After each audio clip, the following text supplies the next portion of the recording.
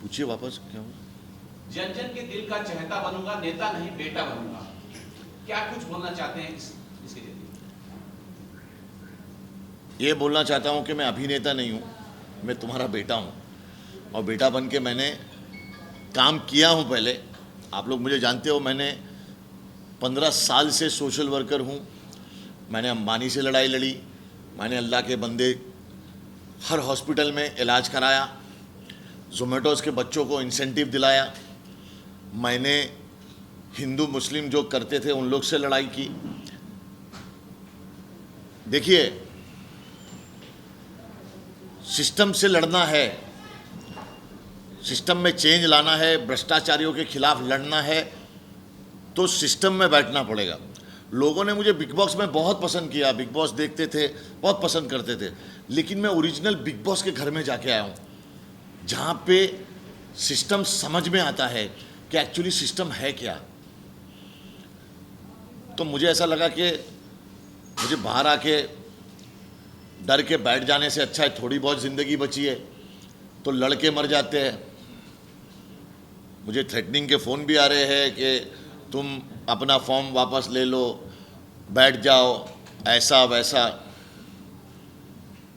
मैं लड़ाई लड़ने उतरा हूँ, मैं लोगों का भला करने उतरा हूँ और मुझे भला करना है। मैंने ये नेता रह के नहीं, मैंने इंसान रह के भी किया हूँ। ये एज एन एक्टर जब मैं था तो मैंने लड़ाइयाँ रोड पे उतर के लड़ी। आपको पता है, मीडिया वाले की लड़की को जो अंधेरी इसमें हॉस्पिटल में 4.5 लाख रुपयों के लिए उसको उसकी बेटी से मिलने नहीं दे रहे थे, उसको छोड़ रहे नहीं थे। आपको ये पता होगा, यूट्यूब पे है वो।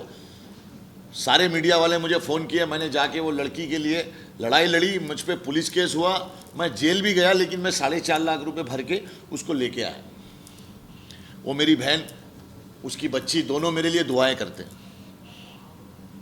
सर, मैं सिस्टम में आऊँगा तो कुछ कर पाऊँगा और मैं चाहता हूँ कि लोग मेरा साथ दें। मैं एक यंग और हेल्दी नेता हूँ जो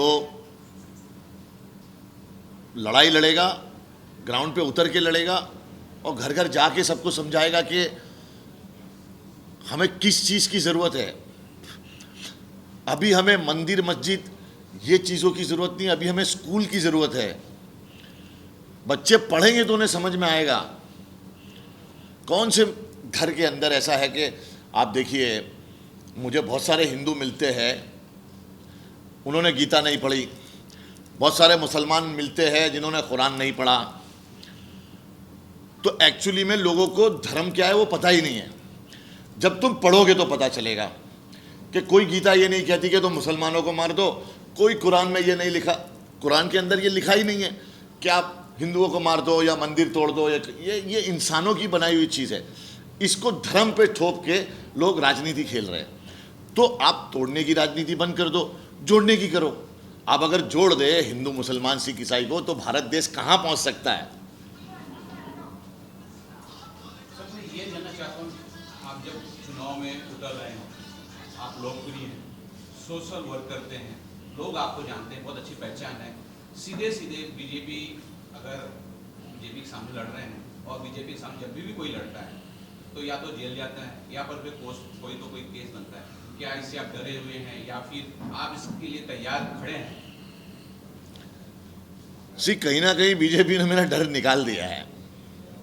मैं थैंक यू बोलना चाहूँगा उनसे कि देखिए, मेरे पे 9-10 झूठे मुकदमे हैं जिसके कोई हाथ पैर ही नहीं है। उसके बाद मैं जेल भी गया, मैंने सहा भी, मेरी फैमिली ने भी सहा। क्या अपने राइट्स के लिए आवाज़ उठाना ये गलत है? ये संविधान में मेरा हक है कि मुझे जो सही नहीं लगता मैं वो बोल सकता हूँ। क्या मेरे बोलने से आपको इतना फ़र्क पड़ रहा है कि आप मुझे जेल में डाल दे रहे हो?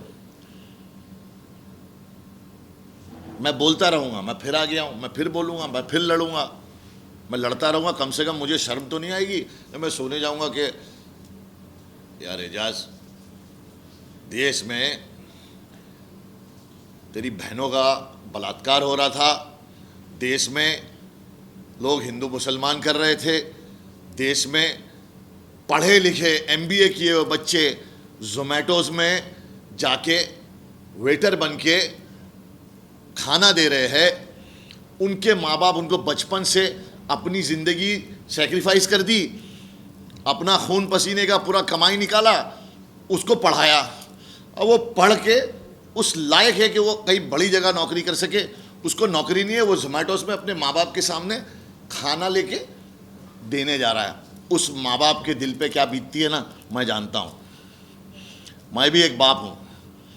अपनी ज़िंदगी की सारी कमाई लगा के उसने अपने बच्चे को पढ़ाया, और उसके बाद अगर वो जोमेटोज़ में जाके खाना दे रहा है ना, वही जोमेटोज़ वाला इनसे काम करा के इनका इंसेंटिव भी नहीं दे रहा था।